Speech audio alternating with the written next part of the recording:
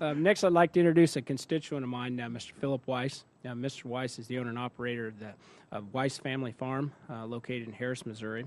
He's a local pork producer and operates two 2,400-head hog facilities on 500 acres. He grew up on the family farm. He's an active member of the Pork Producers Association. He and his wife, Jane, live on their farm and are proud parents of 3 grown children. So I'll welcome you to the Small Business Committee. Thank you very much. Thank you very much. Good afternoon, Chairman Graves, Ranking Member Velasquez, other members of the committee. I am Phillip Wise. I am a pork producer from Harris, Missouri. Unless you've made a series of really bad turns, I'm sure you've never been to my community. I do appreciate the opportunity to come here today and speak. The future of the U.S. pork industry and the future of American family farms such as my own depend on the continued expansion of exports. The U.S. is now the lowest cost producer of pork in the world and the #1 global exporter of pork. Last year, nearly 20% of the pork produced in the United States was exported compared to only about 6% 10 years ago. In 2010, the United States exported more than 1.9 million metric tons of pork valued at $4.8 billion. There's no disputing that free trade agreements have been a major factor in the rapid growth of U.S. exports over the past 2 decades. Since the year before NAFTA was implemented in 1994, as an example, U.S. exports to Mexico have increased 780%, $986 million last year. Increasing pork exports is important to more than just pork producers. The U.S. pork industry supports an estimated 550,000 domestic jobs. 110,000 of those jobs are a result directly of U.S. pork exports. Just last year, the U.S. exports grew by about $500,000. The USDA estimates that each $1 billion in meat exports generates approximately 12,000 new jobs, meaning that last year the pork exports would have created approximately 6,000 new jobs. Currently, the United States has pending FTAs with Colombia, Panama, and South Korea.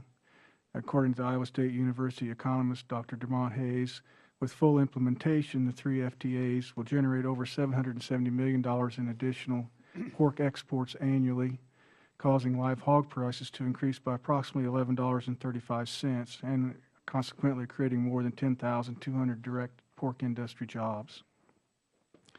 But in the years since these agreements were signed, the benefits the FTAs would have offered to our nation have been lost. Not only have we lost future benefits, but also continued to lose current market shares in these countries. While we sit on our hands, other pork exporting countries are moving forward with FTAs of their own with Colombia, Panama, and South Korea. In fact, both the European Union, Korea, and the Canada-Colombia FTAs are set to go in force in about 60 days, July 1 of this year. Dr. Hayes estimates or calculates that we will be out of the Korean and Colombian markets within 10 years, primarily due to the fact that the EU and Canada have these FTAs and we do not.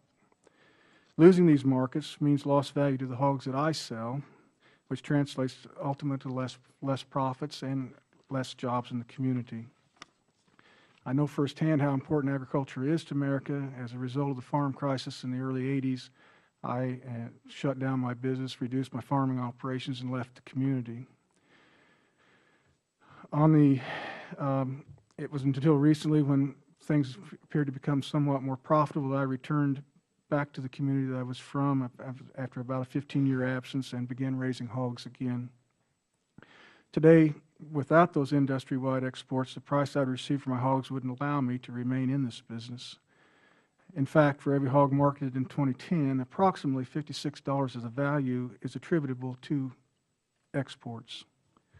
This increase in profitability has led Farmland Foods to establish a plant in nearby Milo, Missouri, which has allowed local producers to expand their operations, which ultimately has saved small communities such as my own.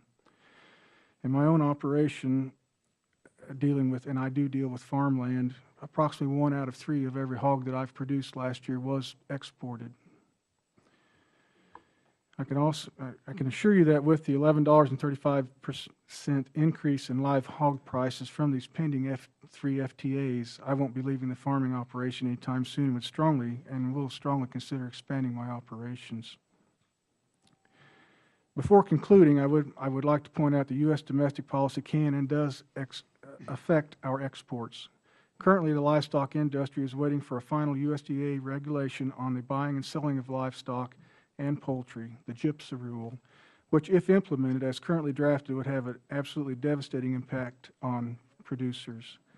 According to an analysis of the rule conducted by Informa Economics, it would cost the U.S. pork industry nearly $400 million annually. That means our production costs would rise. If we're no longer the world's lowest cost producer, our exports are going to suffer, and all the FTAs in the world won't help us. The National Pork Producers Council continues to urge the USDA to scrap the current GIPSA rule and rewrite the regulations that stick to the 5 mandates that was given to Congress in the 2008 USDA Farm Bill.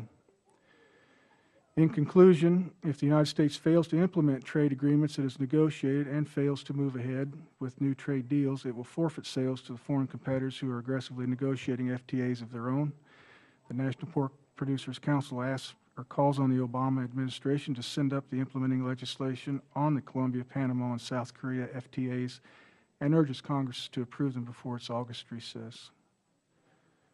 On behalf of myself, the pork producers of the United States, agriculture in general, I just want to say thank you very much for your time and your consideration of this activity. Thank you very much. Thanks, Mr. Wise. Next, we'll turn to Mr.